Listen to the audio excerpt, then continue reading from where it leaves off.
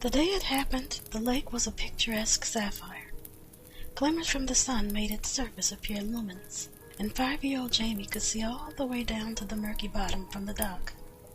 To her, it seemed the perfect day for a swim. She hurried over to the old oak tree, grabbed a hold of the swinging tire, got a running start, and flung herself towards the water. Her parents got a kick out of watching her sail through the air, squealing with delight. She did a belly flop and then sunk like a rock, while they hooted and hollered from their rocking chairs on the porch. As the two roared with laughter, Bill's eyes remained trained on the spot where Jamie had landed. In the split second that it took for his mind to register that she hadn't resurfaced, he was paralyzed with fear. But then he was up and moving, running towards the place where his daughter had gone under, though he couldn't recall the precise moment he'd gotten up from his chair. It wasn't until after Bill was in the water, searching frantically, that it registered in Sandy's mind what was happening. She panicked and was unable to move when she realized that their daughter was drowning. She watched helplessly as her husband repeatedly dove under the water, trying to find Jamie. All sorts of horrible thoughts raced through her mind, and she could hear this gut-wrenching sound, but couldn't quite get a handle on where it was coming from. When the cabin door flew open, and her sons tore out in the direction of the lake, Sandy thought that maybe it was one or both of them calling after their sister. But she couldn't be sure, and it made no sense to her why she should be preoccupied with this while her daughter was most likely dying. When she came to herself, her oldest daughter had a hold of her shoulders, trying to shake some sense into her. All at once she understood. That gut-wrenching sound was coming from her. She'd been wailing with such an intensity that she had retreated to a solitary place inside of herself, a place where she could shield herself from the agony of loss if need be. Jamie let go of the tire, took a deep breath, and braced for impact, just like her brothers had taught her.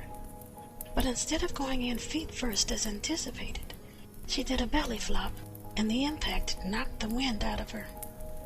Her body went completely limp. She sunk to the bottom of the lake and drifted aimlessly along with the subtle current. In her mind's eye, she was moving her arms and kicking her legs and swimming towards the surface. It was there, just out of reach. She could see it clear as day. So why did it seem like she was drifting away from it? A sudden gasp brought with it the realization that she was drifting away from the surface, because something had a hold of her ankle. It jerked her out of her stupor and pulled her down through the muck and mire into a dark and terrifying place.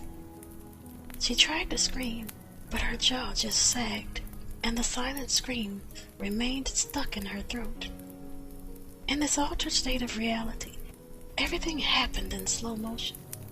Jamie kicked and clawed furiously at the fiend that held her in its clutches, but her arms and legs seemed to barely move. She could see flashes of light in the darkness that looked like lightning strikes. Each flash exposed the shadowy figures looming all around her. There were these long roots hanging from the lake's bed above her. She could scarcely believe that this whole other world existed under the lake. But there was no time for contemplation. She grabbed hold of one of the roots, pulled herself up, and began clawing her way through to the other side. Jamie could feel them swarming all around her as her hand broke through, creating an opening. A chunk of her tumbled down into the abyss when she shoved her other hand through the opening, making it large enough for her to wriggle through it. She could feel that thing pawing at her legs, trying to pull itself up with her when she slipped through the opening. She used the lake's bed as a springboard to try and catapult herself to the surface, but again, her body moved in slow motion. Whether it was adrenaline kicking in or sheer terror is unknown, but Jamie got her second wind and swam like she'd never swam before. She was getting closer and closer to the light. It looked like she was going to make it out of this alive. She was starting to feel hopeful until she saw the shadow above her that stopped her dead in her tracks. She was trapped. Those things were boxing her in, and now she had nowhere to go. Her heart sank when the huge hand reached for her. She closed her eyes and braced herself for the bittersweet ending.